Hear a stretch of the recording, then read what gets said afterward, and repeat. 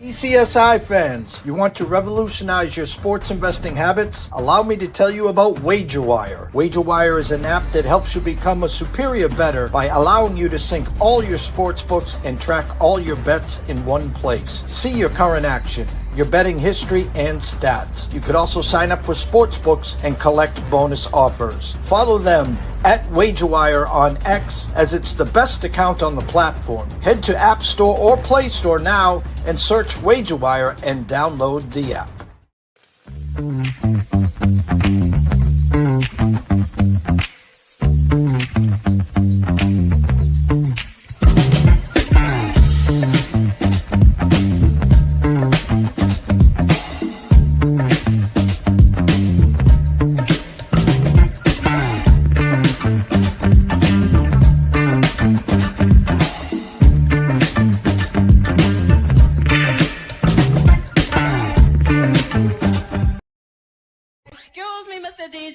Check this out. We got a great show coming your way.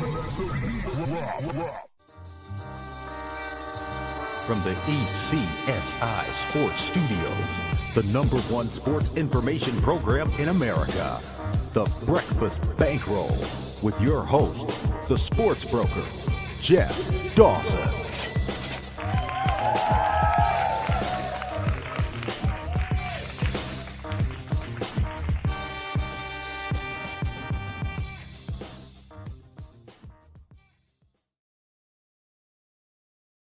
Good morning, sports fans from all around the globe. I am the co-host, Jeff Dawson, East Coast Sports Investors, and welcome to our re-entry Monday on Monday, December 15th, 2025. Just 10 days till Christmas, 16 days till New Year's Eve, and 17 days till the start of 2026. With Scotty Webb, of course, live from Tampa. It's been, I don't know what the right word to use this weekend, sports-wise, Army, Navy, some playoff implications, a bowl game. The NFL yesterday, down go the mighty. A lot of key injuries to talk to Scotty about. Not much movement in Major League Baseball, but the tragedies at Brown University. I'm about 1 hour from Brown University in Providence, and then wake up to the morning of Australia. The actor father and son duo shooting there, and then the actor Rob, I'm drawing a blank on his last name, him and his wife killed by their son in their Hollywood mansion. I remember him as the father of Jordan Belfort, of course, in The Wolf of Wall Street. So, supposed to be 'tis the season to be excited for the holidays and giving, and just a lot of crazy stuff going on in today's world. But first and foremost, let's talk about our proud sponsors and partnerships. It's WagerWire. Head on over to Google Play, download the app. It is free. Travis, Zach, Guy, myself, Amber Hawley, Carol Buck, Matthew, Alan, Drew, Jacob. The list is endless. Come join us. Join the community. Jump on X. Join the community. Download the app. I promise you, it is the most fun you'll have, and we'll teach you the skills on that app on properly how to be investing in the sports market. And of course, AtlantaSteaksAndSeafood.com. Terry Smith has done wonders and will keep doing wonders. Steaks, seafood, chops, appetizers, wines. Terry's got it all. Introduce yourself over on Facebook to Terry Smith. Then come on back to AtlantaSteaksAndSeafood.com. Why the hat and everything. Got about 6-7 inches of snow between Saturday night and all day Sunday. I was out before I went to bed doing the cars and the walkways and stuff, and then it got cold. 11 degrees, Scotty. Now currently up to a balmy 17 degrees. So it's cold out there, and my two little pooches, one of them only made a quarter of the walk that it usually does to pause and stuff. So Welcome to winter on Cape Cod. So without further ado, let's bring him in, Mr. Scotty Webb. What's up, Scott? Well, I'm not as cold as you are. Um, you don't want to know what I did yesterday. Like, I went. Look, I live in a really, really pretty place. I live basically in Sarasota, Florida, and it's very pretty here. And I went down and shout out to Cigar Corona, the Corona Cigar Club. I'm sitting in the bar. My wife, I'm drinking. I don't know what I'm drinking. Some kind of. My wife ordered them for me, so it's some kind of alcohol smash drink with I don't know mints and different things inside it, and it looks like weeds in there, but it's really good. I'm watching the football games, smoking my cigars. Then my wife's like, "Let's go for a walk." So we walked, and we're in a shopping plaza, downtown in Sarasota, and we're walking around. People are in shorts and t-shirts. It's 80 degrees. And well, I shouldn't say 80. It's 78. It's warm. And then we decide we're going to eat. So we just stop and we sit on a patio and watch people walk by and walk their dogs. And, it is a beautiful place to live. And it is a wonderful place to be. So, I feel bad. I used to live in Columbus, Ohio. So, I'm familiar with cold weather. I'm familiar with how bad it gets. I'm familiar with, the brown slushy crap that you have to deal with, when it snows and you got to throw the ice down and all the stuff that cars do to the roads. I get all of that. So I don't deal with it anymore. And to be quite honest, I couldn't be happier about it. I don't mean that any disrespect to the people that have to deal with the snow and all the other stuff. I don't mean it that way. But I had one of the greatest days yesterday. It was great. Of course, it helps when you win. I was 4-1 in the NFL yesterday, so I was really happy. So, and I guess on a serious note, you brought up the shootings and all the other stuff. Look, I'm going to say it this way because there's a lot of people out here political. I can be very political too, and I'm not going to be political here. But I'm going to say it like this.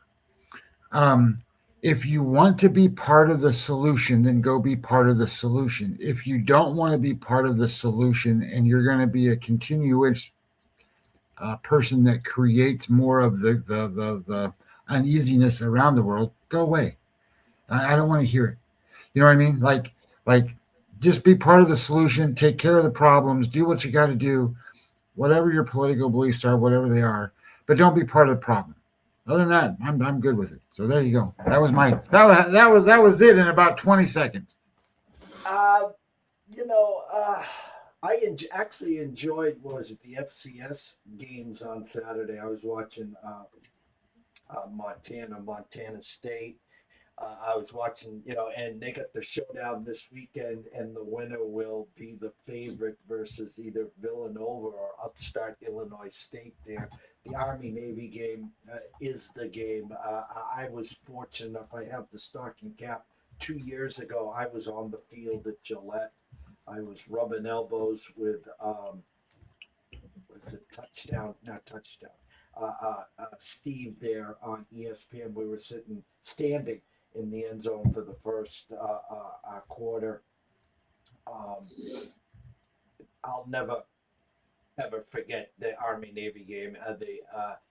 The radio row on Friday, and then to press box for the luncheon on Saturday, and then to be on the field, the pageantry and the game. As they were entering, I'm getting high fives from the Navy team as they're coming all the way, running straight down to the end zone. It was a day I'll never forget. I enjoyed the game there, and then comes the NFL, where a lot of things happened yesterday. Start with the Patriots. I had this one circled as a Buffalo win. Didn't look that way at 21-0, and Dave Portnoy eating crow, and the Patriots nation already getting the duck boats and parades, the number one seed, and Josh Allen did what Josh Allen did. and does. They come all the way back and win that game. Patriots about 2.5-point underdogs as they travel Sunday night to Baltimore. Patrick Mahomes and Kansas City. It's eerie how history repeats itself. In year 9, week number 1, the Patriots hosted the Chiefs, and Tom Brady tore his ACL with a low tackle. He got tackled on his knee, and they changed the rules because of that tackle. And then at the end of this game yesterday, Patrick Mahomes tears his ACL. They go on to lose, and I don't know how long they'll be out next year. So the Chiefs are gone. Minnesota and J.J. McCarthy, late night, second half win at Dallas. So the thoughts of Dallas making the playoffs are gone. A lot to take over. Micah Parsons, ACL, he's gone. Seattle chewing its food and gets 6 field goals as Phillip Rivers almost does the unthinkable and almost upset Seattle 13-point underdogs. A lot of moving parts. Denver now with a comfortable number 1 seed lead. No Burrow, no Mahomes, potentially no Lamar. A lot to take in. Talk about the NFL, Scotty. Yeah, I think there was a couple things. So, you brought up a lot. I think that look, the Rams, in my opinion, the Rams showed they're the best team in the NFL. I mean, they beat up the Lions, scored, 40 some points or whatever. I think I was very surprised. The only game I lost yesterday was I lost the Packers game. I thought the Packers would beat the Broncos. I got this thing about, in baseball world, of course, there's way more games, but, it's hard to go on long streaks and you're going to lose. Well, the NFL is kind of worse. It's hard to go on long streaks in the NFL too. So I thought at some point, it's time for the Broncos to lose, and I don't mean that in a sense that my numbers and everything that I run through and stuff didn't show that the Packers were going to win. I just thought it all lined up. Anyway, I was very impressed with what Denver did.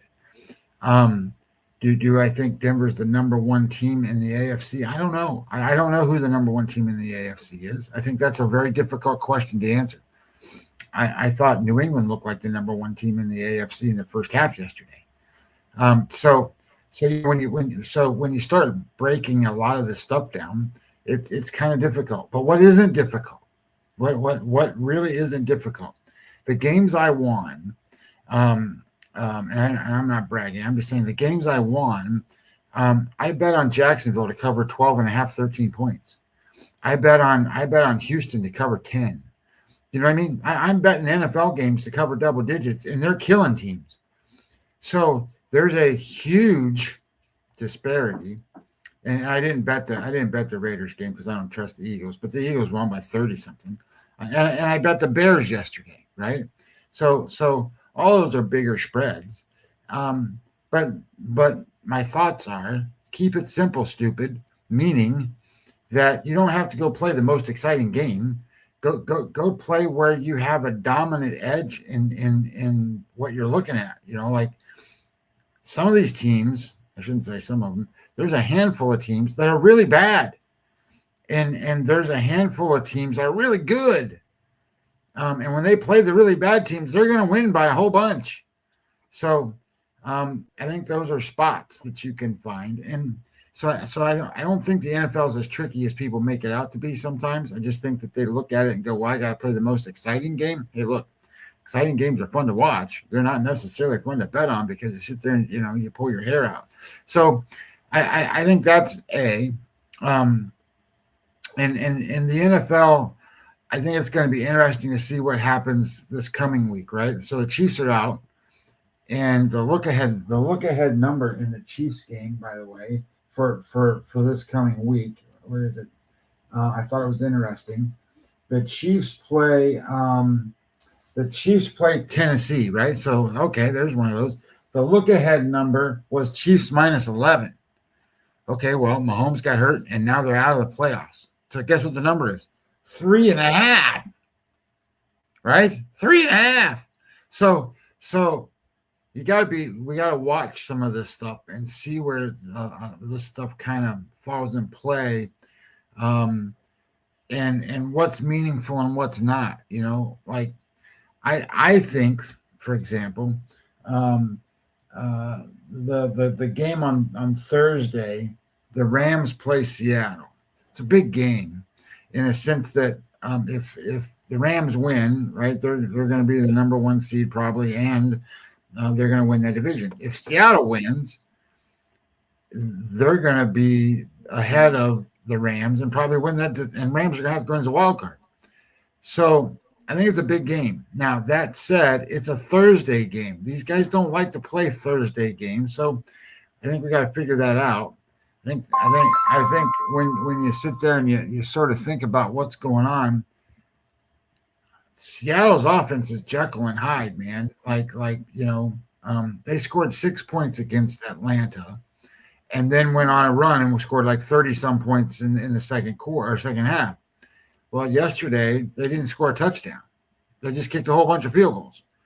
So a whole bunch of field goals aren't going to beat the Rams. So we gotta really think about. They're good. Don't get me wrong. I'm not saying that they're not good, but you can't kick field goals and beat the Rams. So I got to figure out what that looks like. And I'm not, obviously I don't have the data yet and all that stuff. So not ready for that.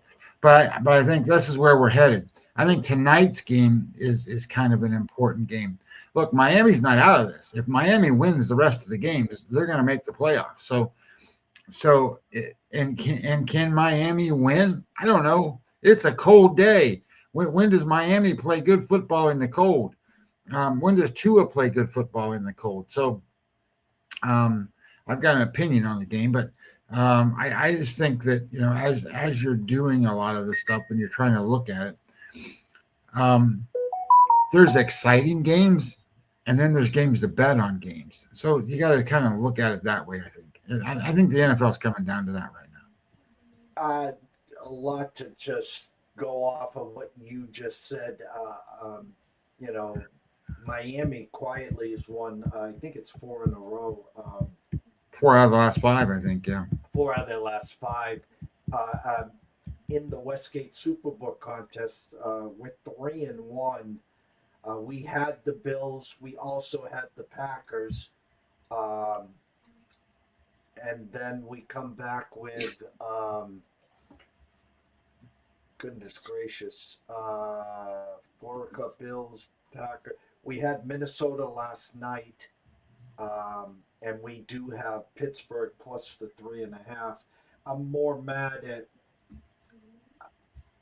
I really wanted to use the Miami wins with the Ravens win and really tighten up that division there is the best that I can say it. So with 3-1, we got the Dolphins plus 3.5 tonight. You talk about Seattle and the Rams, big implications. Most likely, Devontae Adams obviously will not be playing for the Rams. That's number one. Number two, when they faced off in LA, that was the game that Seattle had 5 turnovers, and yet we're lining up for a field goal to win that game. So quick turnaround there. Basically a pick 'em. Seattle -1, Rams -1, depends on where you shop. Yes, on paper, currently, the Rams are the team to beat in the NFC. The Eagles finally woke up there. But right now on paper, I think it's Rams, Seattle. Here come the 49ers, Philly. There in the AFC, very quietly, the Jaguars just keep rolling. Trevor Lawrence, 5 touchdown passes and 1 rushing. So if you had him on your fantasy playoff team, God bless you there. Between Trevor Lawrence and if you had Kyle Pitts, just those 2 guys, he had 100 points yesterday, which is just mind-boggling there. But so is the Houston Texans, and that's the scary team, I think, in this playoff, whether it's Denver 1 whoever's 2 and 3. It's going to be Josh Allen somewhere, not staring, knowing they have to go through Cincinnati, not knowing they have to, knowing they don't have to go through Kansas City, and it's going to come down to the last game of the year. The Ravens will travel to Pittsburgh. Now the Ravens, here's a Ravens team that hosts the Patriots Sunday night, then got to travel to Lambeau Field on that following Saturday to then end the year at Pittsburgh. So there's no easy outs there for the Ravens moving forward. But as we were looking at the Patriots schedule the last 6 weeks, I said they'd end 13-4. I'd say they come off the bye, they lose to Buffalo, they'll lose at the Ravens, and then they'll travel to the Jets and win, and they'll host Miami and win. Well, that last game against Miami, as you just stated, Miami wins today, and they host Cincinnati next week. They could be coming to New England a win and in, and New England might not have anything to play. So the AFC especially is just, I don't want to use the word wide open, but like the NFC, one loss and you go from 1 to 5, one win you go from 6 to 3. The Bears win again. The NFL, I don't think they could have scripted a more crazier year right now, Scotty. Yeah, it's a crazy season, and I do think that what happened yesterday. Now, we gotta follow up on these injuries this week and what it means to these play teams, because not every team is going to be able to go out and grab a 44-year-old quarterback and throw him in there and come down to the last 30 seconds of the game to determine it. So you're gonna have injuries that are impactful. Look, like Green Bay goes and plays Chicago this week in Chicago, and they're going to be minus the best pass rusher, maybe the defensive disruptor guy of all of them, and Micah Parsons. He's not going to play the rest of the season. I don't know, how long it takes a defensive lineman to get over a knee injury, but he'll probably be out for half the season next year. So, that's what baseball guys run into. Football guys, maybe they get, a little better. But anyway, I think, but Christian Watson got hurt yesterday too. So, if you start taking away things that impact games, that's a problem.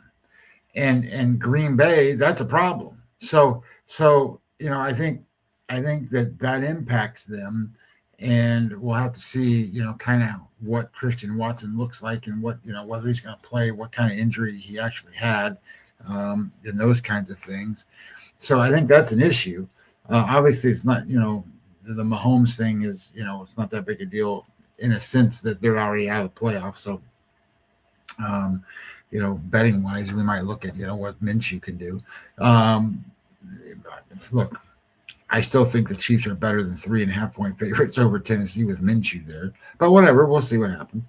Motivation's important in a lot of this stuff, and we'll see. So I think those are things we got to follow up on. Now, you don't have the wide receiver in the Rams, right? Like the guy that pulled his hamstring. Devontae Adams. Yeah, that's a problem. So there's a lot of those spots that came out of this week. And the game that nobody's talking about that was one of the most impactful games was the Saints and the Carolina Panthers game. That was that was our other win, was the Saints. And again, that was a playoff of Thursday night's loss. Tampa lost, and there was Carolina 2.5-point favorites against the Saints, which eventually got pushed to 3. But we had Carolina plus the 2.5. The Saints plus the 2.5. And here I'm screaming. I figured it'd come down to a 2-point conversion. And here the lowly Saints tie it up with 2 minutes and 18 seconds left, and they kick the extra point. And I'm like, what are you guys doing? There's your 2-point conversion. You either take the lead or you trail. And yet they tied it up and they held Carolina. They came down and win. So that was, thank you. That was the other one. But again, these divisions, one wins the other team loses. One loses, the other team wins. And it's just crazy how it kind of, and it was like thinking Buffalo's going to beat the Patriots and the Packers, who were 2.5-point favorites. There was money came in late on Denver yesterday to 1.5. But the first time in a bazillion years, two teams with at least 9-game winning streaks were home and home dogs. That never happens. Yeah, I think that was a good weekend. I think we're gonna have another good weekend this weekend. They're certainly becoming meaningful games. And this I don't know if you're watching, what's going on with Joe Burrow and his antics when, he's sitting there talking about his press conferences and, they're trying to figure out whether he's actually mentally there. Look, all of this stuff is just compiled on, with each other. I guess the best way to say it is you can get caught up in all the ancillary stuff in the NFL, or you can get caught up in the stuff that matters. And what matters is what's going to happen on the field and who's going to run the ball and how far are they going to get and who's going to throw the ball and who's going to play on defense and can they stop them? What does the matchups look like? Don't get caught up in, whether Joe Burrow is altogether there or he's not there or he's depressed or whatever. All that stuff is all ancillary. It doesn't matter. It's all what the TV people want you to get caught up in because that's what draws people in to watch more football. So, gambler wise, you gotta stay away from that kind of stuff. It's like this week in college football, right? You got all these bowl games. You got bowl games starting Tuesday, and they're all small conference teams. So, be very, very careful on what you're betting because when you're betting on bigger conference schools, obviously you have better coaches, better talented kids, they're bigger kids, but what you really get is more consistent play because they're better kids, they're more athletic, you know what I mean? Like they're going to put on better shows every day. They're going to make plays, they're going to do the things that they need to do, they're going to make stops. Well, the smaller down you go in conference, and you start betting on these smaller schools, the reality becomes is you get more inconsistent play because the kids aren't as good. They're dispersed differently. The coaches aren't as good. So all of those things start turning into, I think this is going to be a great game. And then you watch the game and you go, oh shit, that wasn't supposed to happen. And you go, well, yeah, they're inconsistent for sure as hell. So the one thing I'm going to kind of preach this week is you don't have to bet these games. You know what I mean? You don't have to bet these games. And to be quite honest with you, a game like and by the way, Games on Paper has all the bowl games up, by the way. But like Troy plays Jacksonville State, right? That's the first game this week. Well, those Jacksonville State should have beat Kennesaw State in their championship game. They didn't. Are they really like going to go out here and try to bounce back in this game, or are they going to be like, whatever, we're here, we're in a bowl game, whatever? Well, the bowl game's like 30 degrees. It's cold as shit where they're going to play, and some of these games this week are going to be that way. So it's not like they're down here in Orlando playing in nice places in terms of heat. So I think obviously you got to be careful on what you're doing and what you're looking at because, I've done all those games this week. And, we can go over, what I think we should do. But I think the reality becomes is just be careful what you get involved in with these teams because in some cases, not necessarily the Troy and Jacksonville game, but ODU and USF, right? USF is going to play in Orlando. They normally play in Tampa, so it's not like it's the biggest deal to drive down I-4, 30 minutes and they're there. But they lost their head coach. Their quarterback's not going to play. And Bynum's the guy that drives that whole team. But then on the other side, ODU, their quarterback's not playing either. I'm going to get ready for the NFL draft. Well, he's not playing. So now you got two backup quarterbacks that are going to play in this game. What are you going to get? I mean, what's that going to look like? So if you don't do your homework and you don't know what's happening in these games, don't bet them. Just don't. Make sure that you bet these college games this week specifically, that you know what you're doing.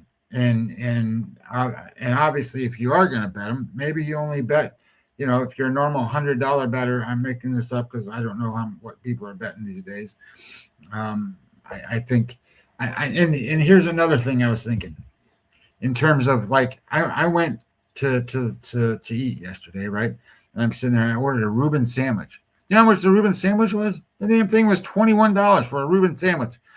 And I'm sitting there and I'm going, okay, I'm getting a Reuben sandwich and an alcoholic beverage, and it's going to cost me, $35 or whatever.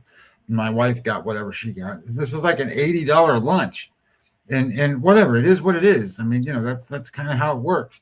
And then I start thinking, all of these people that are sports gamblers and are betting, and I'm spitting. Do they spend $80 on a lunch? Sure, they have to. I mean, that's kind of the way it is, unless they're eating McDonald's, and McDonald's shit, that's still going to cost them $15. So I sat there and I thought, we talk about, just put beer and pizza money on it. Well, shit, a pizza's $30 anymore. So look, just bet, man. And if you're gonna bet, you need to bet, and if you're gonna bet and you do it right, you need to start betting at least $100 a game, a game. Because the way the economy is, if you don't win, at least $100 when you make your bet, shit, you're not covering your damn pizzas for the week. So I started thinking, man, that's all relative. This crazy the way that this thing works. So anyway, point being is, I would tell you that if your normal bet's $100 in a game, maybe on these games you only want to bet 50 or something, pizza money. So as you start looking at this stuff, you got games on Friday and you got games on Saturday that matter. In the college games, and I've got two games I already bet this morning for that. I bet the Monday night game. So, and I'm thinking about, there's one spot that maybe I'll bet this week. So, we can talk about whatever you want. Yeah, re-entry Monday. I want to get to the baseball as we wrap up the show. But again, Miami-Pittsburgh right now. Miami's that one flying under the radar. No one's talking about. I saw a stat. Tomlin and the Steelers are like 17-1 on Monday nights outright. But before you run to the window with your mortgage payment to bet the Steelers to win the game, go check their record with and without T.J. Watt. Watt had something happen to his lung over the weekend. He will not be playing there. Currently at the Circa, 3 with a 42.5. The 3 shaded to a -115. Don't think they'll get to 3.5. I think it will stick and stay at 3. Thoughts on the Monday night game? Yeah, my thoughts is obviously I'm in Florida, so I know a little bit more about the Miami side. Miami is just terrible in cold weather, especially lately, and especially under whatever that guy's name is, the skinny little coach. So Tua is not very good in cold weather. So they're like 0-7, 0-8, something like that. But what I think matters is T.J. Watt not playing. So, and I mean that in this sense. I think that helps Miami run the football. Not that he can't. T.J. Watt was a good run stopper too. I think that helps them run the football. That's what's made them successful in their little mini spurt here, is running the ball. So ball control, running the ball, and their defense has stepped up. So as their defense has stepped up, they run the ball. What does that mean? That means clock. Pittsburgh is not an explosive offense. Now, they can move the ball and do different things and all the stuff that they do, but they're not explosive. They don't have 70-yard touchdown passes, and neither do the Dolphins. So I think this is a perfect game to sit there and go, let's watch them be more conservative tonight. Let's watch them run the football. I think this is a great under 42.5 bet. I don't think this game's going over the number. So I like the game under. I like the ball control offensive style that they're probably going to run in the game. And that leads to, in my mind, conservative play calling, and it leads to, clock running off the end. I don't trust Miami in the cold weather. I think Pittsburgh is they're not overrated per se, because they're not really, whatever they are, what they are. And at home against Miami, I can see the 3.5. I understand why it's that way, only in a sense that it's cold weather and it's at home. But can Miami win this game? Absolutely. Miami can win this game. And it wouldn't surprise me if they do, only in the sense that, that goofy NFL stuff that we're talking about, but they got to have it matter when they play Baltimore at the end. So maybe they lose this game. And, as it kind of comes down, that kind of thing. So I'm not going to predict a winner. But I do think, what was my, hold on. What was I'm looking for my AI's number of what it was on a score prediction. It was, here we go. Prediction: Pittsburgh 20 and Miami 13. That was how it came out. 20-13. That's 33 points, well under 42. And I put all the data in it. Plus, I put all the information of who's playing, not playing, all that stuff, and it looks it up too. It knows. So I think that would be a great outcome for me if I, obviously I bet it under that number. So, but I'm not going to touch the side. I don't think the side's the right way to go. I think you have more value in the total than you do the side. Thursday night, currently at the Circa, the Rams -1.5 with a 44. Again, no Devontae Adams. Kind of surprising. Rams 2.5 point favorites against Seattle a handful of weeks ago. Might have closed at 3. No, I think it stuck around 2.5, maybe closed at 3.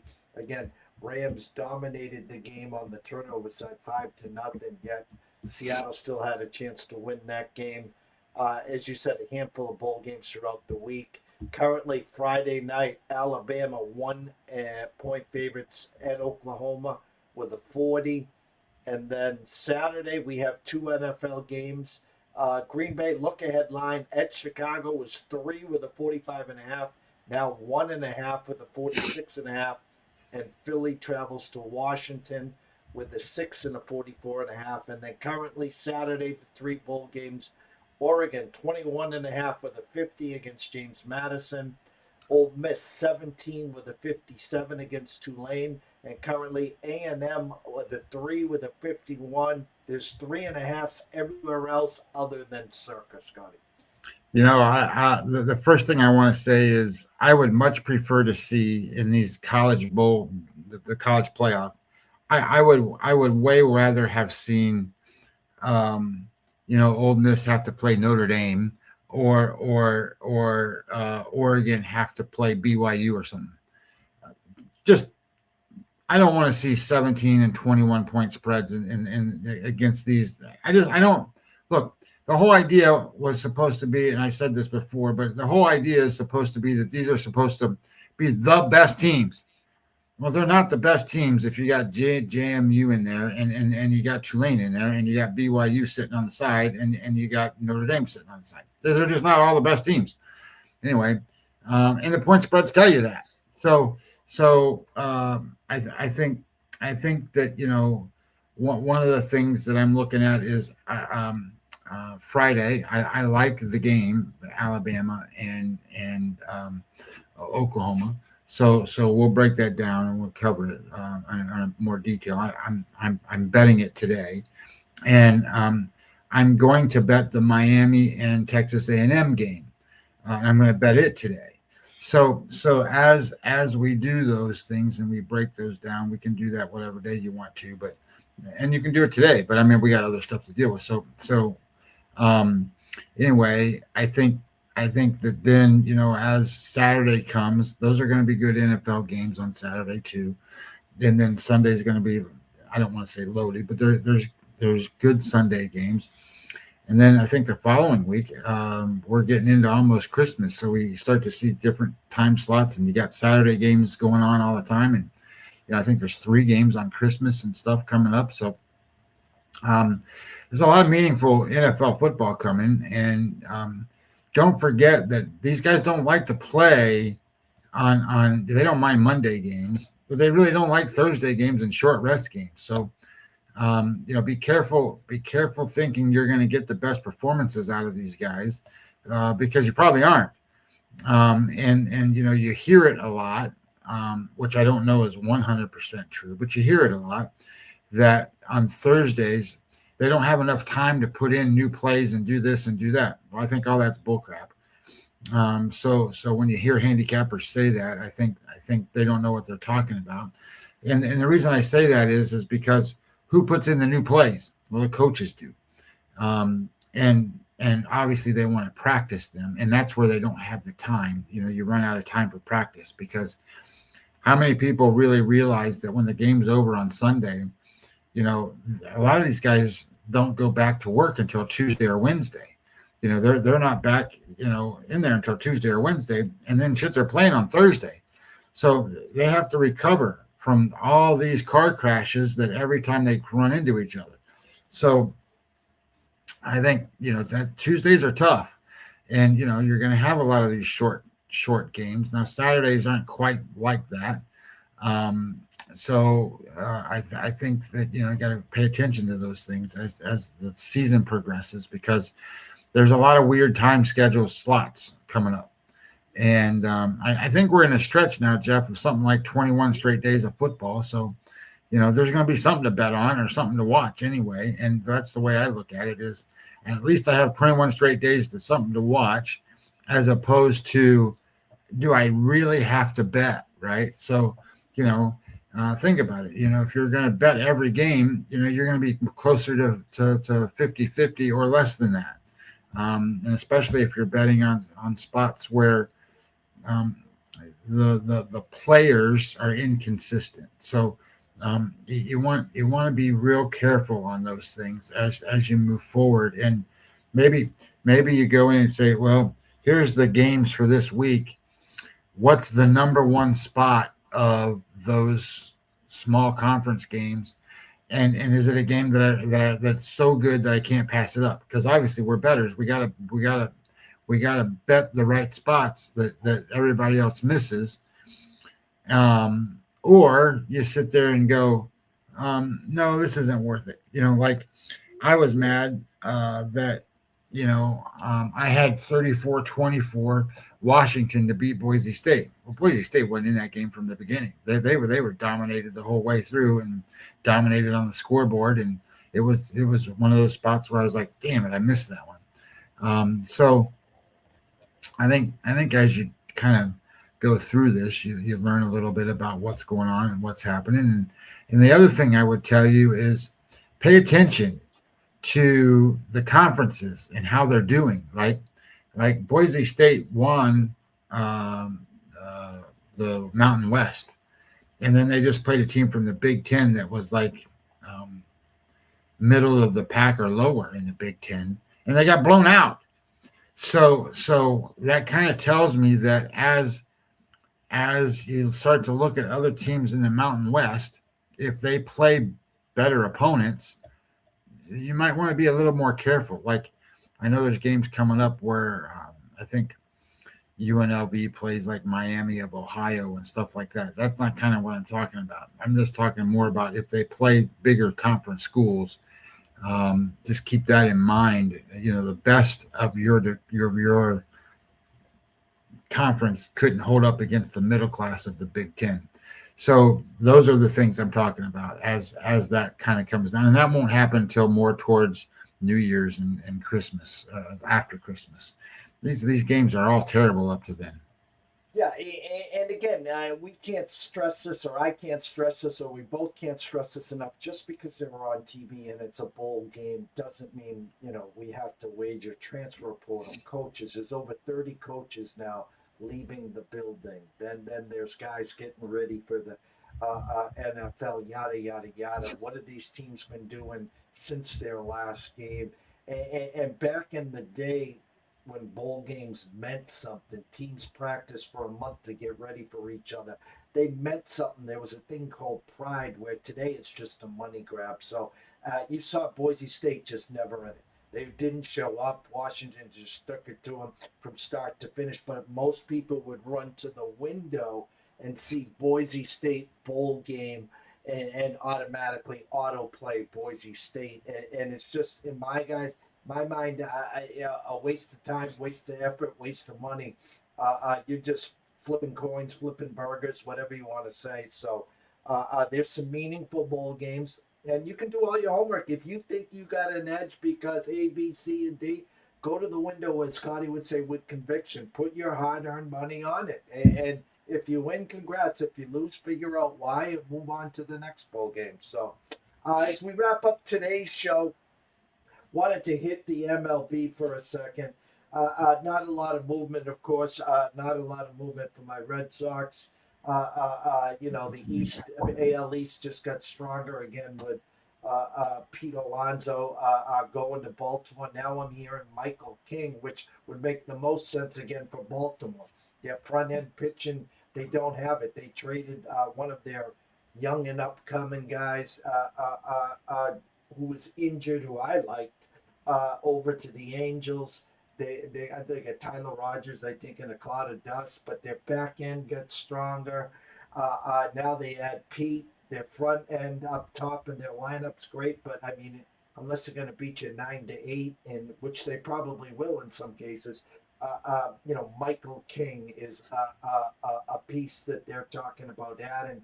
But give me your thoughts on what you're hearing, what you're seeing. Not much movement over the weekend. I think Kyle Tucker, there's been splashes of him going to the Jays, but I think if the Yankees want to upgrade on Bellinger, he'll end up being the Yankee. Hey, if the Dodgers want him, obviously they're going to get him.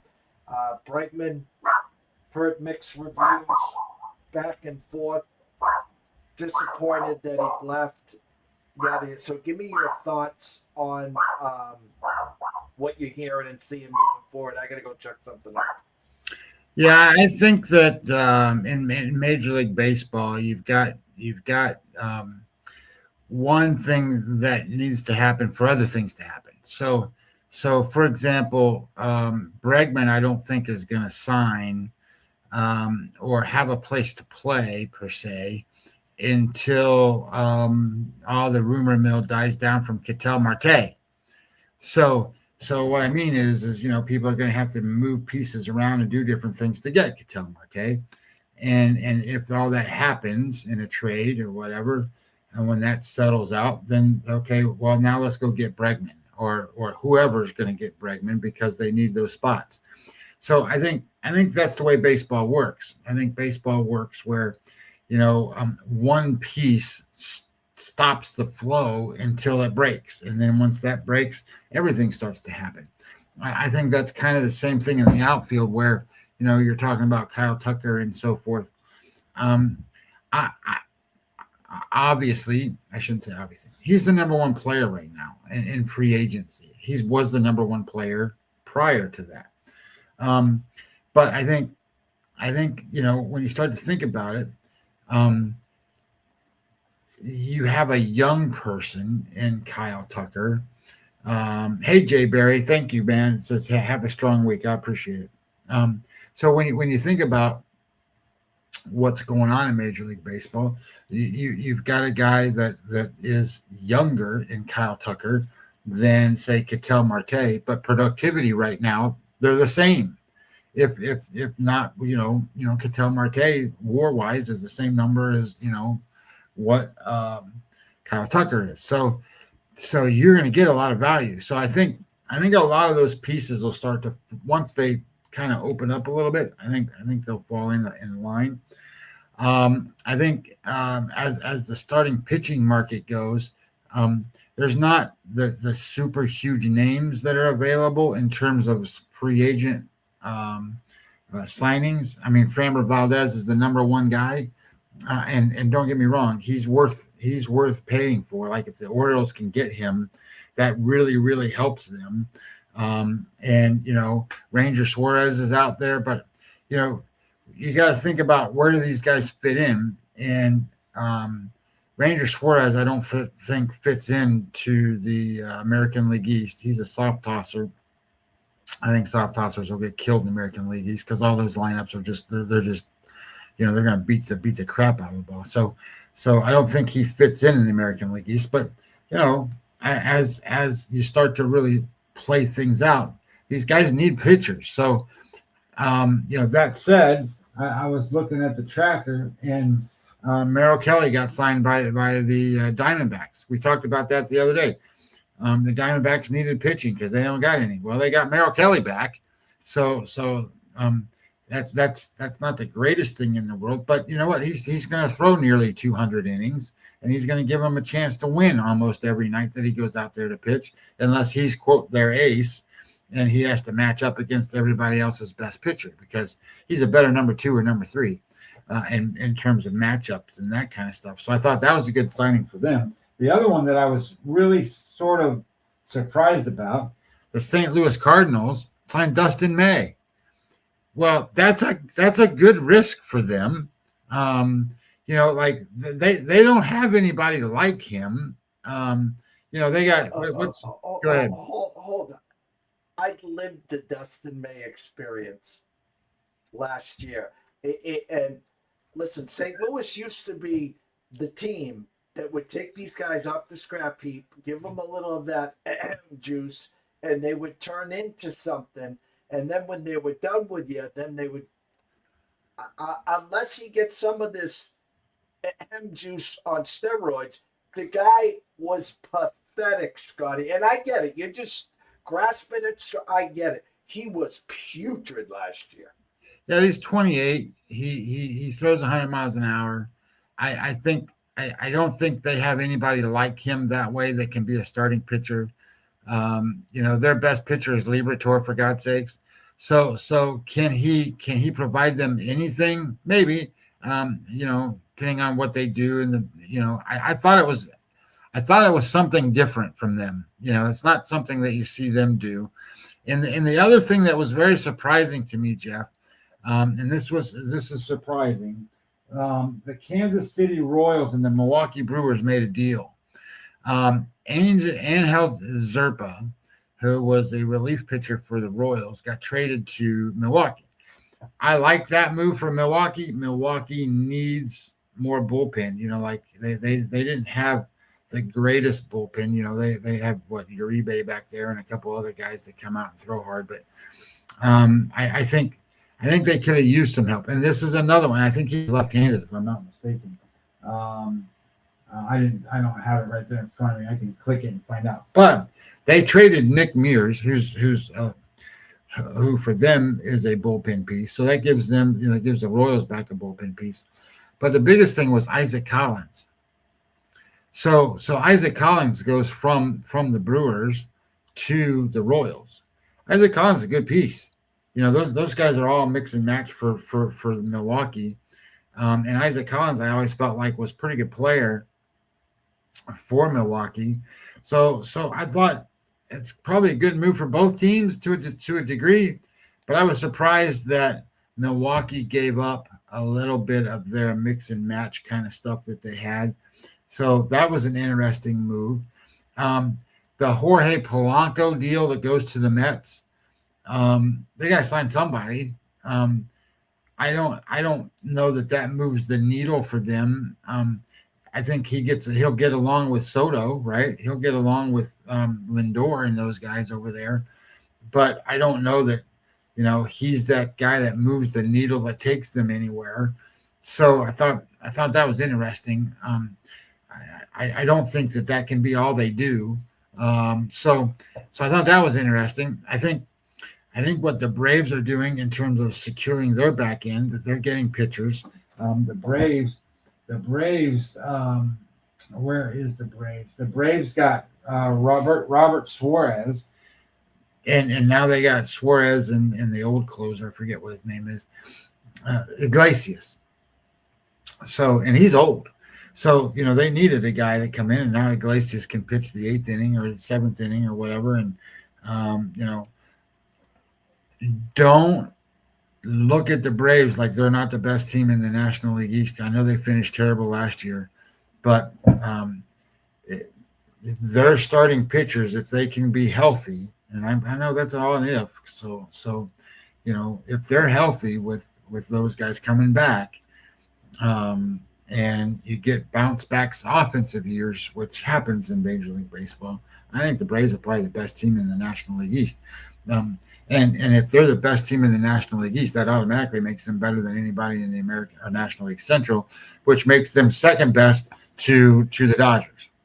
It's just by default. It's so funny because last year we had pre-flop. Being transparent that I am, of course, the Braves to win the East. We had the Braves, obviously, some token NL champs, World Series champs, and we had them, I think it was 91.5, over 91.5 or 92, their win total. And they turned into confetti real fast with Strider out. Acuna gets hurt. Schwellenbach goes down, but I think they are going to be the beast of the East, hands down. Now again, you're on paper fighting for second with the Dodgers, and again with 2027 and the lockout looming, it's not if, there will be a lockout in 2027 unless a miracle, and there's no way that they figure that out before 2027. So I can just see the Dodgers pushing all in for the three-peat. It reminds me of UConn going for the three-peat in college hoops here because, listen, there were talks earlier in the week. Glasnow was available, which to me now said, shit, they are going to go get Skubal. Because if I can get 3 or 4 prospects and Glasnow, a ready-made person to move into the front of our rotation, it makes all the sense in the world for Detroit. Well, they made it clear that Glasnow's not going anywhere. So doesn't mean if they could pull off a trade for Skubal. And I compared it to this. I'd be like, Tigers, just be careful here because there's a guy named Mookie Betts that we traded from Boston and got all these Jeter Downs and Verdugo and the next coming from the Dodgers loaded farm system. Not one of those guys is left on our roster. So just be careful there. Yeah, I don't know what's going to happen with Skubal.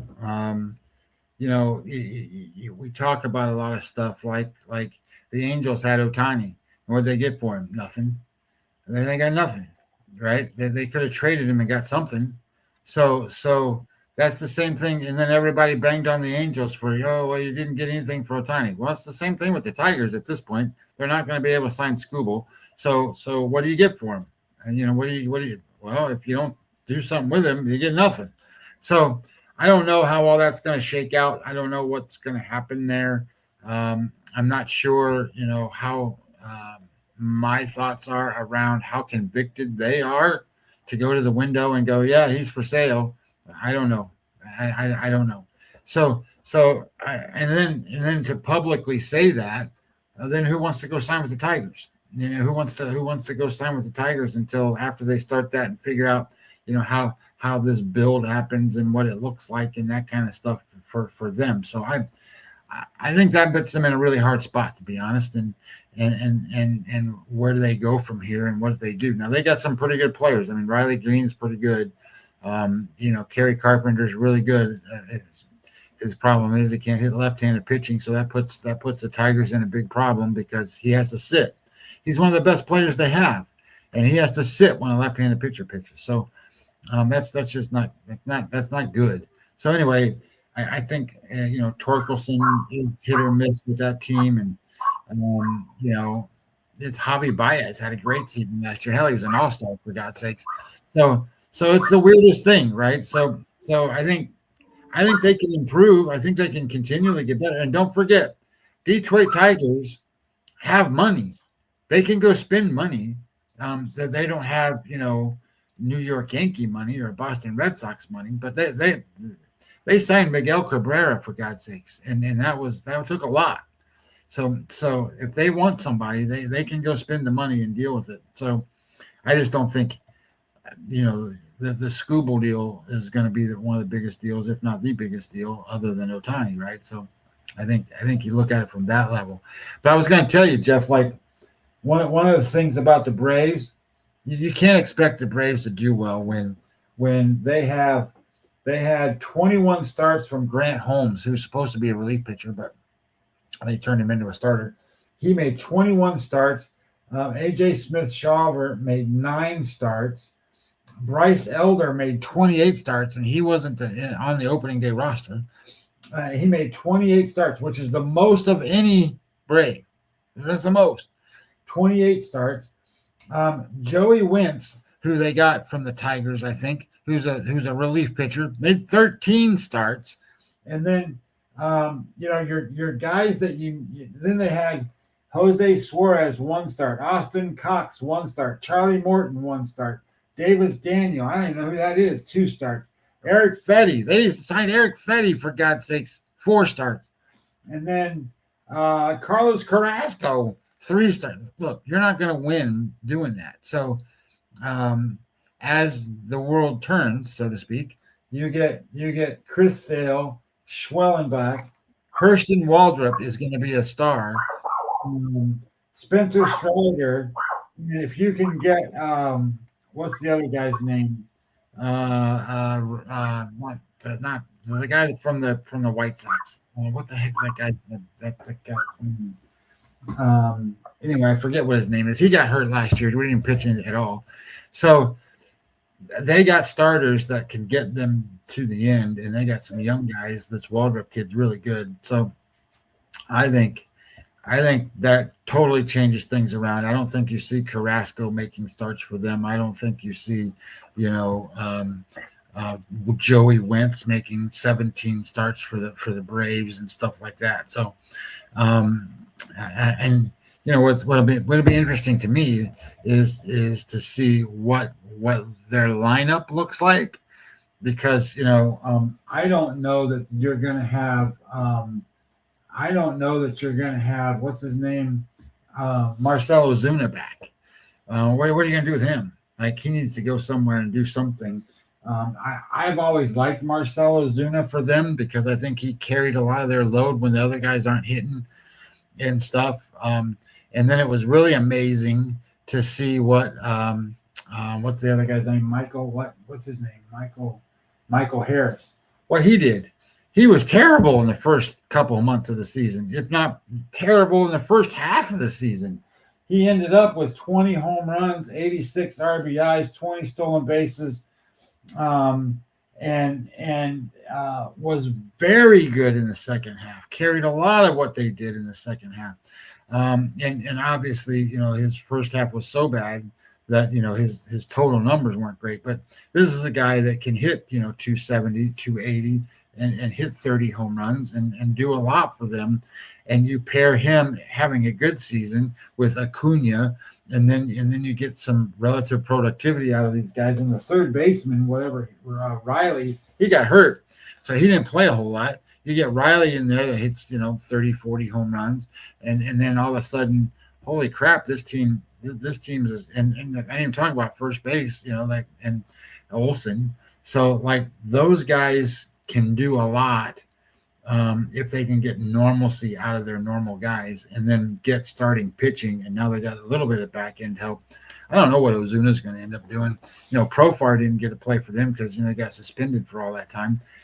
So I think Profar will make a big difference too. So and then they got Baldwin.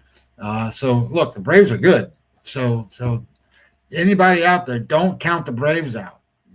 The Braves preseason, or at least right now, was what I'm looking at on FanGraphs and other things. They're better than any of them other teams. They're better than the Phillies. They're better than the Mets. So that's taking a lot into concern with their starting pitching, though. So and then that obviously some of those other teams aren't complete. The Mets aren't complete. The Phillies aren't complete. So we'll see what happens with how those things turn out. Quick question before we move on to Tuesday. Lockout. Let's just say, for keeps and giggles, when there is a stalemate, when there is a lockout, these players do not get paid, correct? Correct. Okay. That's what happens. So a lockout is there's a contract, the contract's expired, but the major league owners lock them out of coming to the facilities, lock them out of going to represent their teams, anything that has to do with major league, they're locked out. They can't come in. So it's an ownership move to say, look, we're stopping baseball until we get an agreement, and we're locking you out. So it's an ownership side deal. The other way would be is we go on strike. Well, that's a player move, right? So if they go on strike, the players are sitting there going, we don't like what's going on. We're not going to play so we're going to go on strike. If it's locked out, it's the other way around. The ownership says, we're not doing anything until we get a better arrangement, and we're going to lock you out. And that's I think a lot of managers sitting here let these chips fall, and then people, there's 65, 80, we've seen it, 90 people without a contract, and it's February 1st, and you give them the 1-year deal, bet on yourself. And I think as owners, what makes this so more appeasing is knowing the fact that there's going to be most likely a lockout in 27. So, hey, Scott, I know you want a 3 for $100. I'll give you 35 right now for 2026, and we'll see what happens in 2027, because there could be 80-game season. There could be a 120-game season. Shit, there could be a 40-game season, but you're not going to get paid. And if there is a lockout, let me ask you this now. So in other words, season ends November 1st, 2026. Dodgers win 3 in a row, or whatever it is.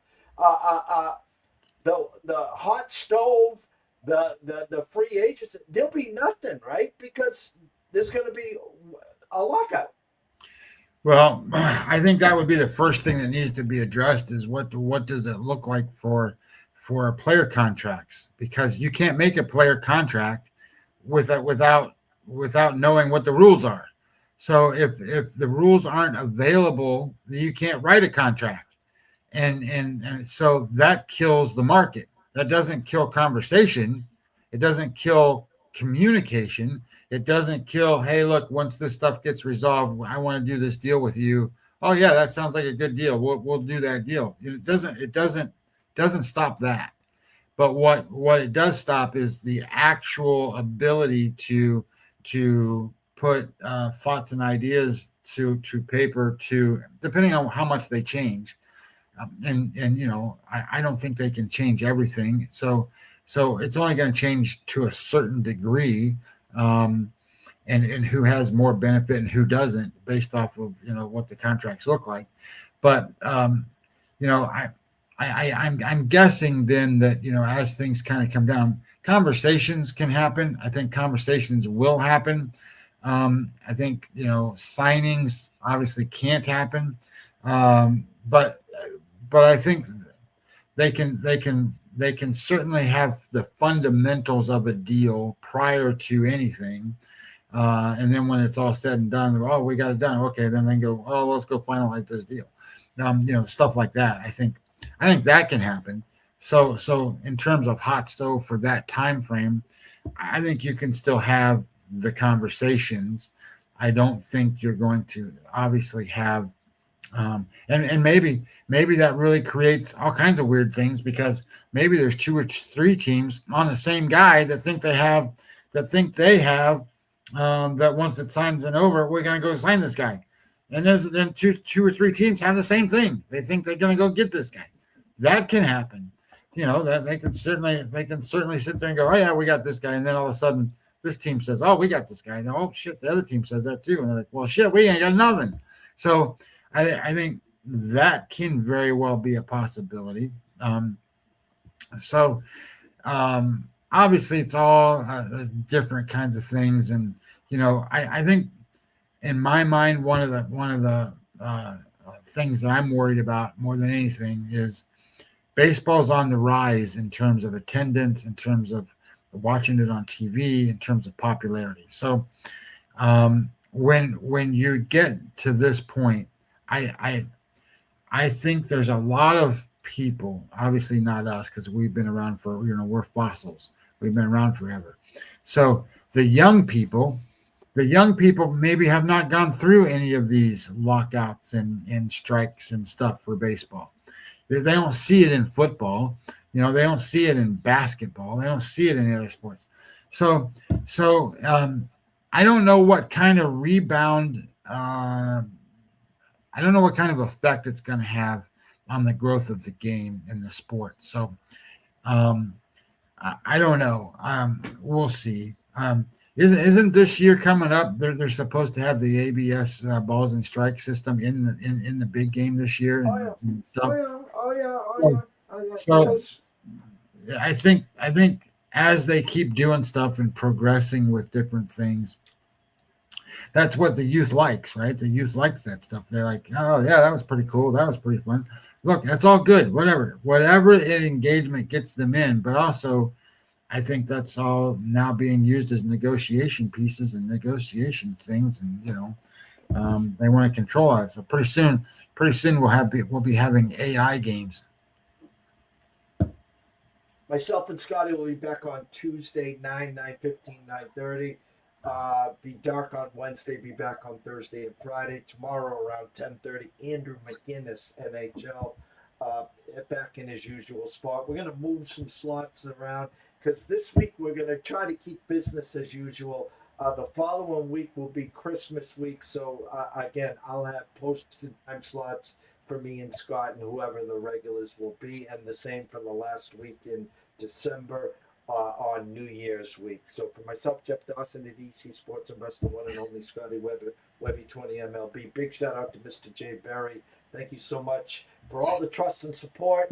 PB, if you're out there, Mr. Lucky, Dr. Lance, and all the cast of characters and part of the ECS family. Guys, back east, it's up to a nice warm 19 degrees. So bundle up. It's slick out there, so make sure you're careful when you're walking around. So, again, stay tuned. We'll be back real soon.